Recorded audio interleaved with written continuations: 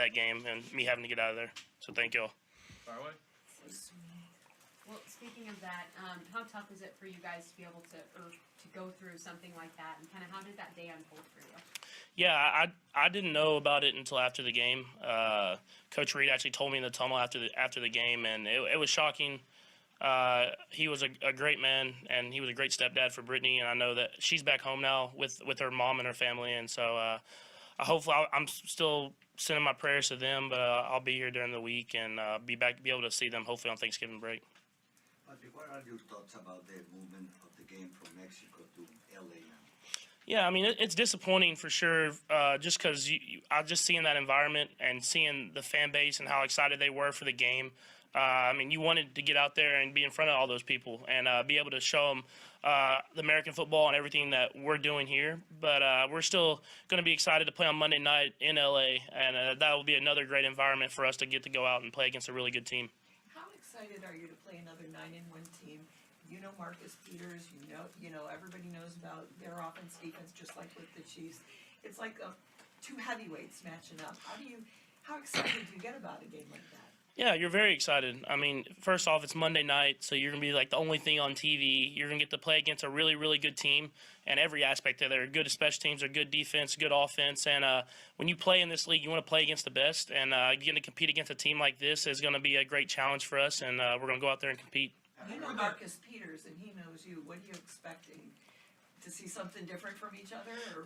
No, I mean, I think he's going to play to his strengths, and I'm going to try to play to mine. I mean, he's a great player, but they have a great defense in general, so I'm worried about the whole entire team, the whole entire defense, and I'm going to try to go and do the stuff that we've been doing well all season long. And you said after the Sunday night game against New England that you did feel a little bit of the prime time nerves and maybe a little bit of overexcitement. What do you learn from like that experience that you can bring out on Monday night on a similar stage, really? Yeah, I got to play the Monday night game in the Broncos and then the Sunday night game with New England, and I've learned from those. And then we got to play the Bengals at home, and just being able to learn from those experiences, being able to control your emotions when you first start off the game.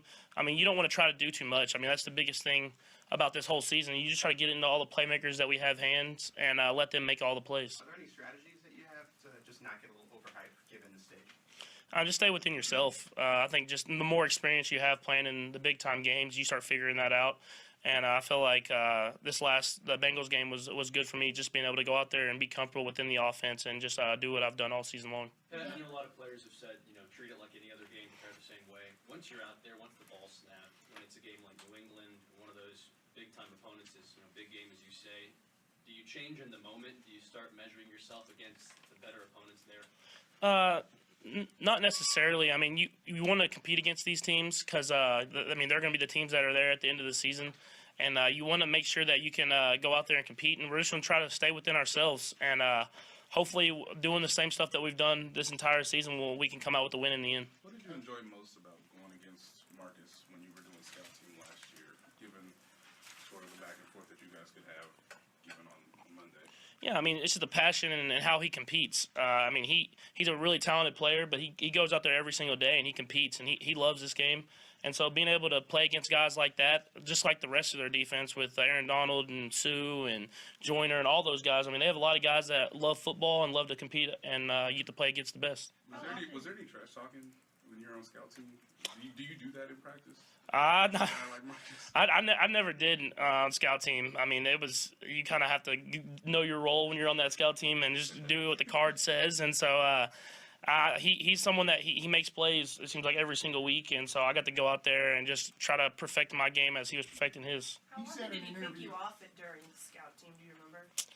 I have no idea. I mean, the scout team, half the time the things are circled on who to throw to. So I try to just go through my reads and do it the way the card said it, but at the same time make myself better. And so I have no idea.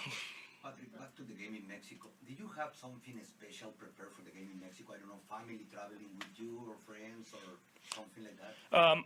My girlfriend and her dad were traveling to the game, and so they were able to get their flights changed and moved so they can come to the LA game. But I know they were excited too, and so those were the only ones that were traveling to that game. What did you guys miss last week without Sammy when he wasn't in the lineup? Was there, if anything, did you guys miss anything offensively without him? Yeah, I mean, Sammy just brings another dimension to our offense. I mean, he's so physical with the speed. I mean, he's someone that can that can really stretch the defense as well as put pressure on them in a lot of different ways. And I thought the guys did well, stepped up and played well and replacing the role. But at the same time, I mean, it's hard to replace a guy like Sammy. Patrick, you know, you have a big game coming up, yet people are talking about the fact that they read you like ketchup. And now here you're being offered free ketchup forever, whatever. Are you just surprised, like, you know, another thing out here besides football? Yeah, it's crazy. I mean, social media, it can blow anything up. And so I'm a big ketchup fan. I've always been, a little bit more when I was younger. But I mean, it is crazy how social media blows things up these days. Would you like ketchup for life? I mean, Yeah, I mean, I'm not opposed to it. So I mean, if it happens and I get ketchup for life, I'll be sure to share it with some of the offensive linemen. Do you put it on anything unusual? I heard steak, but is there anything really weirder than that? I don't think it's that weird, but I put it on my macaroni and cheese. But people seem to think that's a weird thing. Some people think that's disgusting, but I mean, it's good to me. Brand you stick with? Not really. I have Hunt's. I do Heinz. I do it all. My favorite probably is the Whataburger ketchup. That's what Texas people would know that.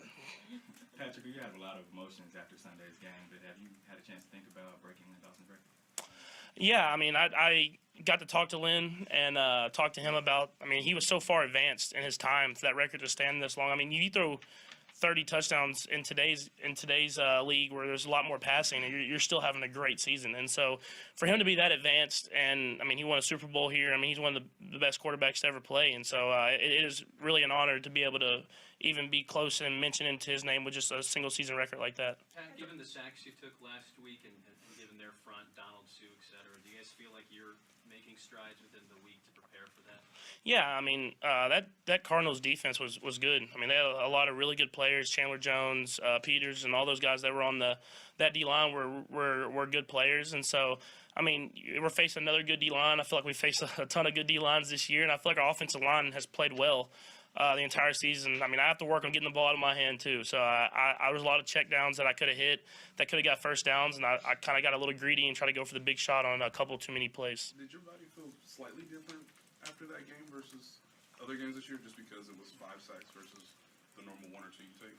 I mean, you're always sore, and so I mean, you're always gonna feel a game a little bit. I mean, I feel like you do a good job of just keep being preventative with your body, ice tub, cold tub, and hot tub, and then doing things like that just to make sure you can get back as quick as possible. Couple more, guys. Conceptually, do you feel like this offense is that far away from the offense you played in college? Like, people talk about the air raid and everything. Do you feel like there's a lot of similarity the way you guys have made this offense now and what you played before?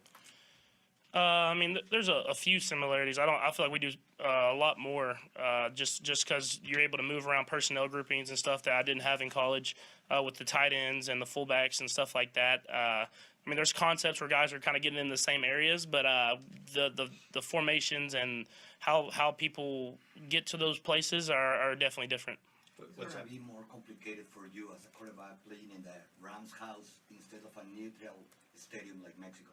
Yeah, I mean, it's gonna be loud. I mean, the Coliseum has a lot of historic value, and the place is gonna be packed. And so, I mean, it's definitely gonna be a little different, where you're hopefully getting a little bit more neutral crowd. Whereas in LA, there's gonna be a lot of Rams fans there. But I mean, you have to be used to that when you play in the NFL. We've played in a lot of hostile environments, and hopefully we can get some Chiefs fans out there too. Patrick, you mentioned maybe being a little greedy against the Cardinals. When you're managing that balance of wanting to take your shots deep and sort of respecting the front seven for the opponent, is that more of a pre-snap or post-snap balance, kind of directing that traffic and where you take your chances or not? Yeah, it has to be both. I mean, you have to be prepared for that before the game even starts. I mean, during the week, you have to see when are the opportunities that you can take the shots, and when are the opportunities where you need to get the ball to your hand and let your guys make plays. And I feel like the faster you can get it out of your hand with the weapons I have around me, the better the chance we're going to make those big plays. Okay, thanks, Patrick. Thanks, Thank you.